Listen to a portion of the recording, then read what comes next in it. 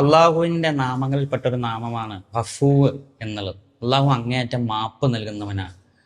ഗഫൂർ എന്നുള്ളത് ഒരാൾ ചെയ്ത പാപങ്ങളെ അവനിൽ നിന്നും മായ്ച്ചു കളയുകയും അത് അവനിൽ നിന്ന് ഒഴിവാക്കി കൊടുക്കുകയും പുറത്തു കൊടുക്കുകയും ചെയ്യുന്നതാണ്. അള്ളാഹു അങ്ങേയറ്റം മാപ്പ് നൽകുന്നവനാണ്.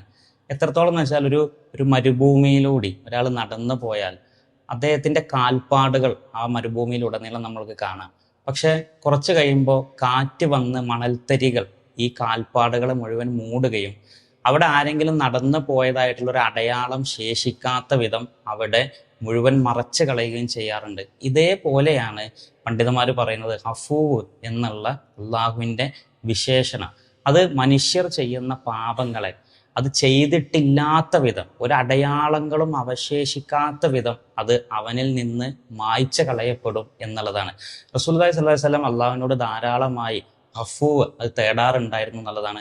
അല്ലാഹുമ്മ ഇന്നക അഫൂവൻ തുഹിബ്ബുൽ അഫൂവൻ ഫഅഫു അന്നി. അള്ളാഹു നീ അങ്ങേയറ്റം മാപ്പ് നൽകുന്നവനാണ്, മാപ്പ് നൽകുന്നതിന് ഇഷ്ടപ്പെടുന്നവനാണ്, അതുകൊണ്ട് തന്നെ നീ എനിക്ക് മാപ്പ് നൽകണം എന്ന് ധാരാളമായി പ്രാർത്ഥിക്കാറുണ്ടായിരുന്നു. അതേപോലെ നമ്മളും ആ പ്രാർത്ഥന ധാരാളമായി നമ്മളുടെ പ്രാർത്ഥനകളിൽ ഉൾപ്പെടുത്തുക. അസ്സലാമു അലൈക്കും വറഹ്മത്തുള്ളാഹി.